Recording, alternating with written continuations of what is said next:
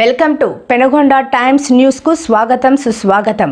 శ్రీ సత్యసాయి జిల్లా రొద్ద మండల కేంద్రంలోని పశువుల ఆసుపత్రి నందు పశుసంవర్ధక శాఖ పశు పోషణలో భాగంగా పశువులకు ప్రోటీన్లు అందించడం ద్వారా మెరుగైన పాల ఉత్పత్తిని సాధించగలమని, ఇందులో దాన పాత్ర కీలకమని కూటమి ప్రభుత్వం 50% సబ్సిడీతో రైతులకు దాన అందించే కార్యక్రమం చేపట్టడం జరిగిందని కూటమి పార్టీ నాయకులు రైతులకు సబ్సిడీ దాన అందించారు.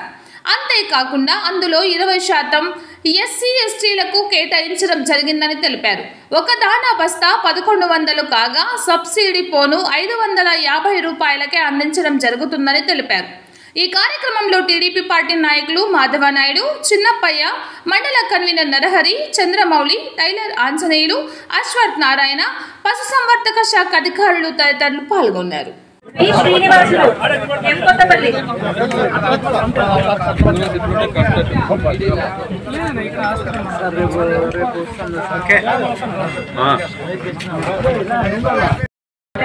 వాళ్ళ ద్వారా మేము ఒకవేళ మీకు అవగాహన కావాలి అనుకుంటే ఒకరిద్దరు కాదు ఒక మీటింగ్ పెడతాం. జనాలు వచ్చే పని అయితే ఖచ్చితంగా మేము మీటింగ్ పెడతాము. దీనికి సంబంధించి మా సంపూర్ణ ఇన్ఫర్మేషన్ మా ఏజ్ చేపిస్తాము.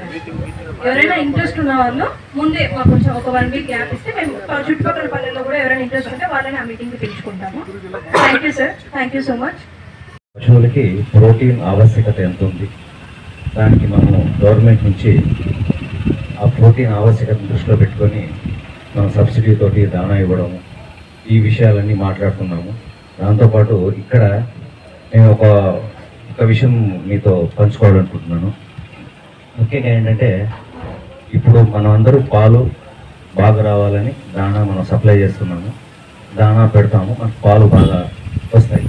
వచ్చిన పాలని మన ఊర్లో ఉండే ఏదో ఒక డైరీకి పాలు పోస్తాము.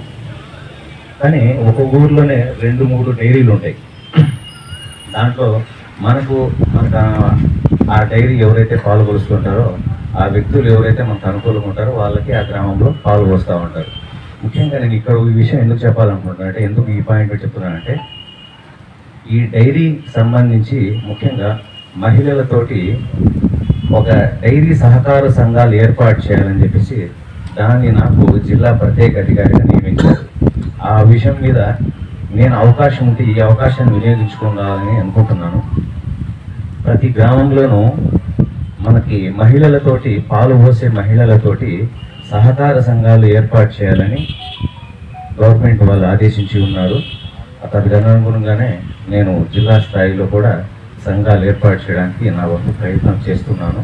కాబట్టి నేను ఇక్కడ మీ అందరికీ సభాముఖంగా కోరేది ఏంటంటే, ఆసక్తి గల నాయకులు కావచ్చు, ప్రజలు కావచ్చు, రైతులు కావచ్చు, మీ గ్రామంలో మనం సహకార సంఘం, పాల ఉత్పత్తిదారుల మహిళా సహకార సంఘం అనేది దాని ఆవశ్యకత ఎందుకు ఏర్పాటు చేసుకోవాలా, దానికి ఎందుకు ప్రభుత్వం ప్రాధాన్యతనిస్తూ ఉంది, అది చేసుకోవడం వల్ల మనకు వచ్చే ఉపయోగాలు ఏంటి అనేది మనం మాట్లాడుకొని మన గ్రామ స్థాయిలో పాల ఉత్పత్తిదారుల సహకార సంఘాలు ఏర్పాటు చేసుకుంటే మనకి భవిష్యత్తులో మంచి లబ్ధి చేకూరేటువంటి అవకాశం ఉంది.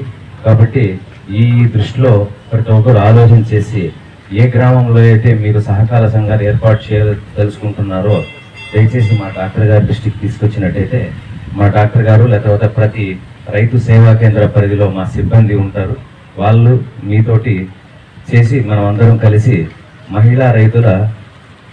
మహిళా పాల రైతుల సహకార సంఘాలు ఏర్పాటు చేసుకుందాము. తద్వారా వచ్చేటువంటి గవర్నమెంట్ నుంచి వచ్చేటువంటి లబ్ధిని మనం అందరూ చేదెక్కించుకుందామని, తద్వారా మనం ఆర్థిక స్వావలంబన వస్తుందని, ఈ అందరికీ ఈ అవకాశాన్ని మీరందరూ సద్వినియోగం చేసుకొని నాకు నిర్దేశించినటువంటి లక్ష్యాలని మీ ద్వారా చేసుకోవడానికి అవకాశం కల్పిస్తారని ప్రతి ఒక్క రైతులకి, ప్రతి ఒక్క నాయకులకి పేరు పేరున ఈ అవకాశాన్ని మీ దృష్టికి తీసుకొస్తున్నాను.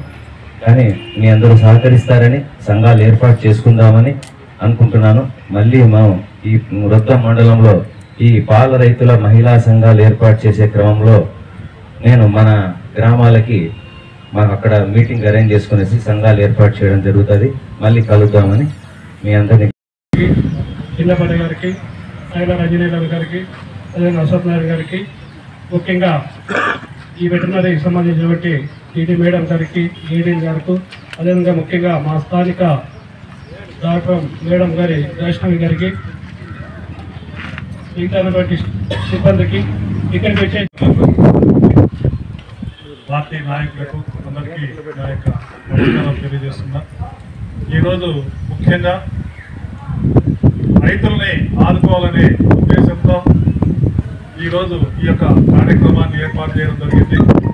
ముఖ్యంగా మన తెలుగుదేశం పార్టీ అధికారంలోకి వచ్చిన తర్వాత మన గౌరవనీయులు ముఖ్యమంత్రి నారా చంద్రబాబు నాయుడు గారు రైతుల లెవెల్లో చాలా ఇబ్బందుల్లో ఉన్నారు. గత ప్రభుత్వంలో వాళ్ళకు ఎటువంటి సహాయ సహకారాలు అందలేదు. రైతులు ముఖ్యంగా రైతుల్ని ఆదుకోవాలనే ఉద్దేశంతో ఈరోజు ఎన్నో సంక్షేమ పథకాలు, అదేవిధంగా రైతులకు సబ్సిడీ రూపంగా ఎన్నో పథకాలు ఇవ్వడం జరుగుతాం. అవన్నీ కూడా మీరు ఒక్కసారి సెల్లులో వస్తూ ఉంటాయి, చూసుకోవాలి.